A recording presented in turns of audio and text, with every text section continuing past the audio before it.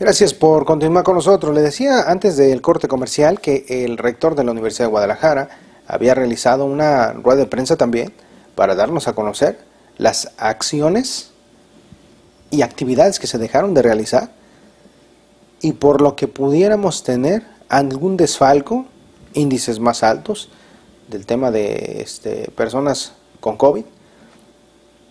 Esta rueda de prensa se dio en las instalaciones de la Universidad de Guadalajara. El rector estaba hasta cierto punto un poco molesto por las declaraciones que diera el gobernador un día antes. La rueda de prensa dura exactamente 1 hora con 10 minutos. Le vamos a presentar aquí un resumen, lo más rápido, lo más breve que se pueda, para que usted pueda escuchar y conocer esta información que presenta la universidad y sobre todo algo que es importante y que lo he dicho en otros programas, que usted esté consciente. Ya escuchó la versión del gobernador, ahora va a escuchar las palabras de la Universidad de Guadalajara a través de sus especialistas, de su gente, de sus investigadores y lo que ellos proponen, lo que ellos proponían y lo que se dejó de hacer. Voy a presentar esta información. Muy buenas tardes a todos. Me voy a permitir a continuación dar un breve reporte referente al panorama epidemiológico de COVID-19, pero en 2 puntos muy particulares, que es el flujo de llamadas que ha tenido en las últimas semanas el call center de la Universidad de Guadalajara y además la cantidad de pruebas que se han realizado por la Universidad de Guadalajara. De tal manera que, como podemos ver rápidamente, a partir del 23 de mayo hubo un incremento considerable de llamadas al call center, esto para la asignación de una cita para pruebas serológicas o para pruebas PCR a nivel molecular, en donde el total de llamadas que hasta la fecha hemos recibido son de 19,706 llamadas, esto hasta el 23 de junio de 2020. La siguiente. Un dato también interesante es cuál es el número de pruebas que se ha realizado o que ha realizado la Universidad de Guadalajara en esta red del sistema Radar Jalisco, de tal manera que ha sido un total de 10,789 pruebas realizadas a través del drive-thru, de las cuales dentro de este sistema de drive-thru 9,574 se han realizado en el Centro Universitario de Ciencias de la Salud y 898 en el Centro Universitario de la Costa en Vallarta, haciendo un total de 10,472 pruebas en drive-thru y de estas en brigadas a domicilio 317. De tal manera que con este número de pruebas se ha contribuido a 9,101 resultados negativos que equivalen al 84% de las pruebas y 1,449 positivos que equivalen al 14% y 239 pruebas que actualmente están en proceso que equivalen al 2%. Este dato es muy interesante gracias a que a través de este sistema hemos podido identificar 1,449 casos positivos que si no se hubiera realizado este sistema en la Universidad de Guadalajara, pues no lo hubiéramos podido identificar. Esto nos permite también estar o tener un mejor escenario de cómo es que se está comportando la pandemia en Jalisco. La siguiente. Bueno, finalmente comentarles que también se ha enviado a publicación a la revista Proceedings National Academy of Sciences, que tiene un factor de impacto de 10.6, los resultados finalmente de este modelo réplica, que si ustedes recuerdan, se presentó en ruedas de prensa anteriores, y que el modelo réplica es de la representación metropolitana de contagio y reacción, en donde se consideran 4 aspectos muy importantes, que es la movilidad, la densidad poblacional, la distribución de negocios y el uso de cubrebocas, a través de un sistema que es la fuerza de atracción de viaje, en donde se consideran algunos sectores como son el sector educativo, las actividades esenciales, los comercios no esenciales, los servicios no esenciales y también la industria no esencial, de tal manera que este modelo, que se hizo en colaboración con la Universidad de Guadalajara y la Universidad de San Diego, actualmente está enviado para revisión, tomando en cuenta que la mayoría de reportes que nosotros hemos realizado a través de las diferentes ruedas de prensa, pues tienen un sustento académico científico que consideramos que es importante para considerar, sobre todo para tener un mejor panorama en el estado de Jalisco. Muchas gracias, rector. Gracias. Bueno, pues un poquito es adelantar cómo se ha venido comportando las llamadas o los datos que se producen en la propia universidad. Pero me gustaría, bueno, a partir de esto, este reporte que hacemos un corte de lo que se ha realizado, hacer una actualización de todos los datos que la universidad ha estado dando seguimiento y poder contextualizar a los jaliscienses en qué momento estamos de la pandemia para poder tener mucha claridad en la toma de decisiones, cuáles son las más convenientes para cuidar la salud, como siempre lo hemos dicho, que es lo primero. Entonces, si podemos seguir con la presentación. Bueno, aquí es una gráfica desde el primer día, y quisimos poner esta gráfica porque la universidad nunca engañó a nadie. La universidad desde el primer día dijo que el éxito de la estrategia que estamos implementando en Jalisco justo iba a ser tener una pandemia como la línea verde que estamos planteando y evitar justo la línea roja o la línea naranja, ¿no? Efectivamente, lo que planteamos desde el primer día, desde que la universidad decidió suspender clases y desde que la universidad sugirió cómo atacar esta pandemia, lo que se intentó es que nuestra curva, como se decía en esa época, se achatara, o sea, que fuera una curva mucho menos pronunciada que la que se estaban viendo en los países que estaban viviendo un drama en ese momento, Italia, España y Corea.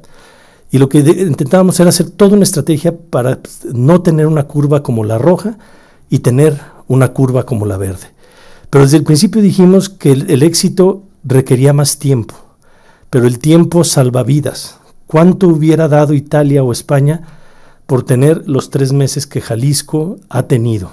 Y eso quiero recordarlo porque a veces pareciera que el éxito es salir pronto de la pandemia sin importar cuántos contagios o cuántas muertes. Y el éxito es salir de la pandemia con la menor cantidad de fallecimientos. Y eso solo se logra recorriendo el pico más alto de la pandemia en el tiempo. Entonces, quisimos graficar aquí cómo la línea roja fue los casos como se dieron en España, en Italia, o como se está dando en la Ciudad de México. La Ciudad de México está viviendo una pandemia, digamos, con la curva roja. Y Jalisco trabajó para tener una pandemia como la curva verde. ¿Pero qué significaba esto? Que la diferencia de tener el pico en abril, mayo, a tenerlo en julio, agosto, pues significaba un esfuerzo, un sacrificio de aislamiento y significaba también efectivamente un sacrificio económico. Y eso, la ganancia era que íbamos a tener menos contagios, íbamos a tener menos fallecimientos. Y yo lo primero que diría es un llamado a todos los jaliscienses a que recordemos la apuesta que hicimos. Y la apuesta sí era a que esta pandemia fuera más lenta en Jalisco, a diferencia de otros lugares del mundo, pero que fuera con mucho menos contagios y mucho menos pérdidas humanas. Entonces, esta es la primera que quiero decir. Espero que los jaliscienses sigamos apostando a una pandemia como la línea verde y no una pandemia como la línea roja o la naranja. Pasamos a la que sigue. Lo segundo que queremos decir es que debemos de distinguir muy claramente, para no hacernos bolas, digamos en lenguaje coloquial, y esto me parece la clave del mensaje que queremos dar el día de hoy. En una pandemia hay un solo rojo, hay un solo punto rojo, pero hay 2 puntos naranjas, ¿no? El naranja cuando la curva va subiendo y va en ascenso, y el naranja cuando la curva va en descenso. Y en cualquier punto del naranja podemos tener indicadores igualitos en mortalidad, en cantidad de contagios, en camas ocupadas. O sea, podemos tener en el naranja el ascenso y en el naranja el descenso los mismos indicadores. Pero cuando el naranja está en ascenso o está en descenso, los protocolos y las decisiones públicas son totalmente diferentes. En nada se puede comparar las decisiones que se deben de tomar cuando el naranja va en ascenso a cuando el naranja va en descenso. Entonces, lo primero que queremos decir es que se nos diga que México o que Jalisco está en naranja, no nos dice nada de inicio, porque tomar las decisiones de un naranja en ascenso o de un naranja en descenso es totalmente diferente. Pasamos a la que sigue.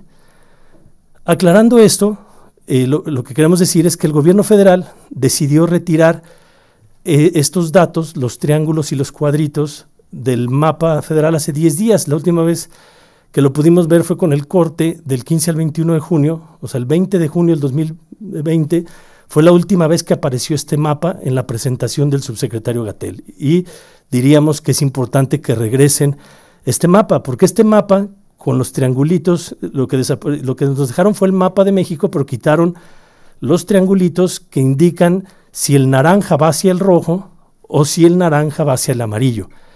Pero al desaparecer este dato, hacen creer que hay un solo naranja y eso reduce la posibilidad de tomar decisiones. Entonces, el gobierno federal presentaba el mapa así y presentaba la curva tal cual como se los enseñamos en la gráfica anterior, en donde hay 2 naranjas, ¿no?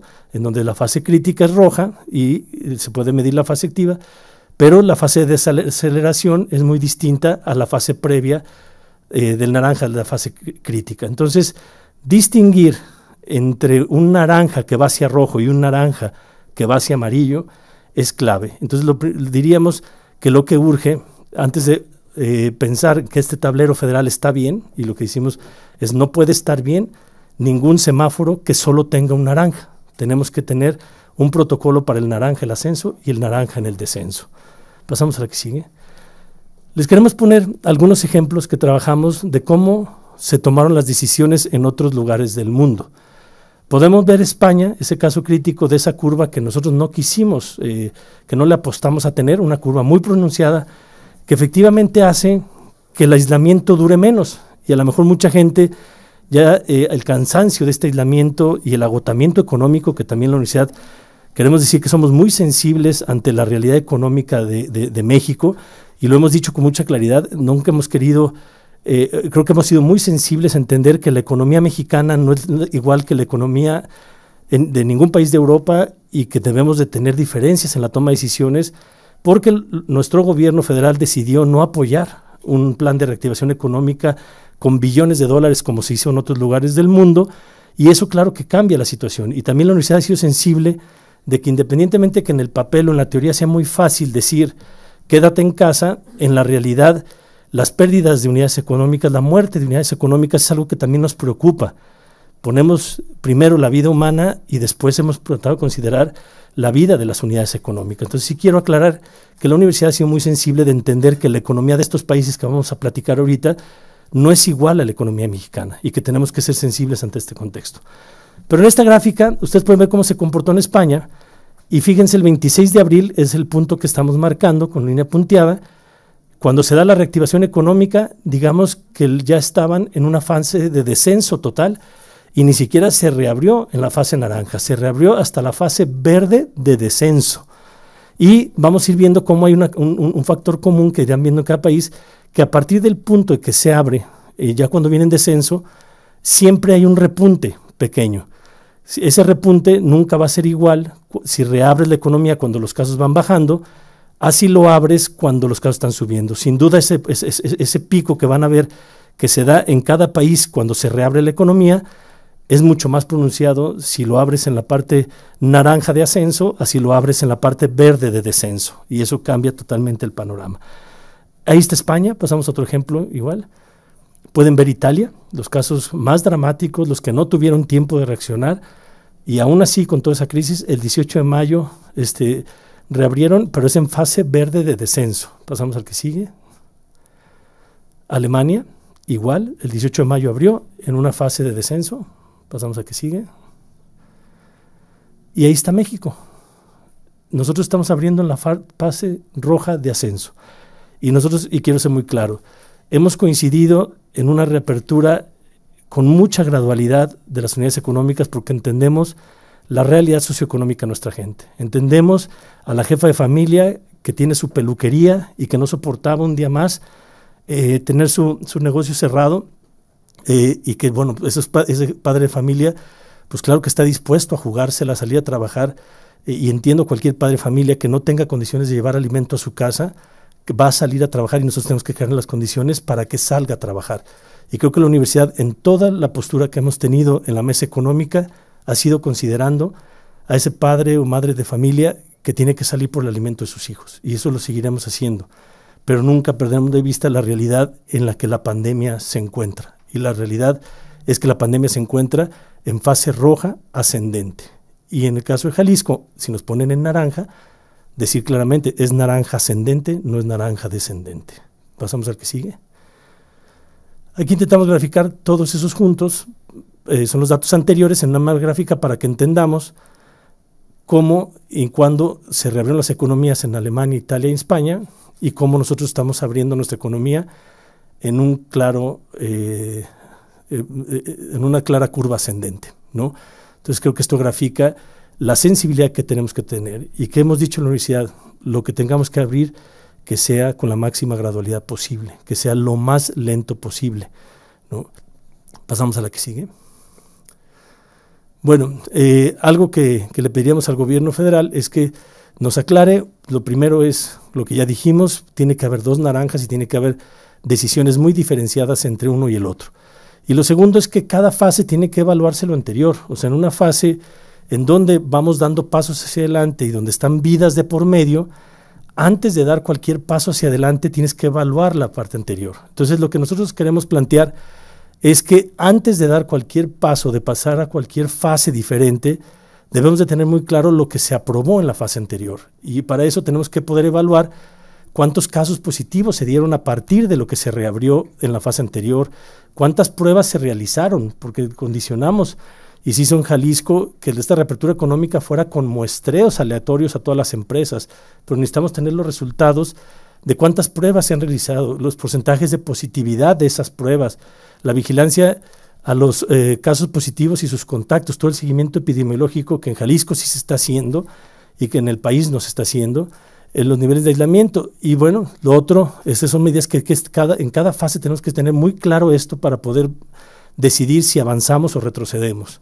Y los protocolos sanitarios, o sea, realmente se están cumpliendo. El personal de las empresas que se están habilitando sí están usando su equipo de protección personal. Sí está habiendo vigilancia a las empresas para cuidar todo esto. En dónde se están contagiando y si ha habido contagios, tenemos que dar un seguimiento epidemiológico si las personas se contagiaron en su empresa ya o en el transporte. Y todos esos datos que deben de estar previos a cualquier toma de decisiones de avanzar. Y bueno, pues también por último tenemos que saber si ha habido sanciones, recomendaciones a empresas, si ha habido clausuras, para que se sienta el peso de la autoridad y que se sepa que todos los protocolos y las medidas que condicionan la apertura económica pues no son de papel, que tienen que cumplirse y que tiene que garantizarse el cumplimiento. Me queda claro que el Estado no tiene una capacidad para vigilar todos los negocios cada minuto, todas las unidades económicas, pero creo que sí tenemos que garantizar que haya revisión de este cumplimiento. Pasamos a la que sigue. Y bueno, recordar un poquito y actualizar los datos de cómo estamos, ¿no?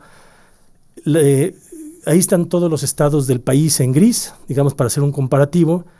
Y lo que quiero destacar de esta lámina es recordarle a todos los jaliscienses que estamos haciendo bien las cosas, que Jalisco es un estado que es verdaderamente admirable a nivel internacional su comportamiento, y quiero recordar lo bueno también, porque a veces pareciera que hoy lo bueno solo es salir rápido y no lo bueno es salvar vidas, y eso me parece que tenemos que retomar.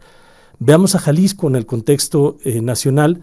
En los casos acumulados por 100,000 habitantes, comparamos con la Ciudad de México porque es el único estado comparable a Jalisco. Tienen la cantidad de vuelos internacionales similar, de viajeros internacionales que tiene Jalisco con la Ciudad de México, cantidad de habitantes, digamos que es comparable en esa medida, y por eso el diferencial de cómo la Ciudad de México tiene 483 casos acumulados por cada 100,000 habitantes y Jalisco 65, pues esto se logró no por una coincidencia, se logró por una estrategia, y una estrategia diferenciada a la federación. Entonces hay que alinearnos a la federación cuando la federación esté proponiendo cosas que salva vidas, y nos hemos desalineado de la federación cuando Jalisco ha considerado que no es lo mejor alinearnos, y honestamente alinearnos en este momento al semáforo federal a mí me parece que no es correcto y que no es lo que más le conviene a Jalisco. Para nosotros, abrir cines, abrir teatros, yo quisiera recordar que en el plan de Jalisco los centros culturales y museos estaban en fase 5 para reabrirse.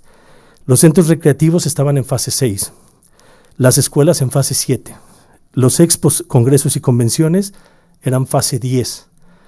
Ese plan que tenía la mesa de reactivación económica es el correcto, y el llamado que yo quisiera hacer el día de hoy es a que la mesa económica reconsidere regresar al plan que nos propuso el gobernador Enrique Alfaro y que estaba discutiéndose en la mesa económica, y no hacer caso a las fases que nos está dando el gobierno federal, en donde en fase naranja, y comparado con nosotros que estamos en fase 0, estamos tomando decisiones que en el plan Jalisco y en lo que habíamos discutido en esas mesas de trabajo estaban en fase 5, 6 o 7. Entonces yo lo único que diría es, para poder seguir con ese nivel de éxito como el que está en esa gráfica, necesitamos seguir con el plan Jalisco. Hay que coordinarnos en las cosas buenas y hay que descoordinarnos en las malas decisiones. Y creo que ese ha sido hasta hoy el éxito de Jalisco, y simplemente se lo quiero recordar a la mesa de reactivación económica, que teníamos ya un plan muy bien diseñado en Jalisco. No nos salgamos de él, no caigamos en la tentación de alinearnos a unas fases que no clarifican el ascenso y el descenso y que no nos garantizan mantenernos.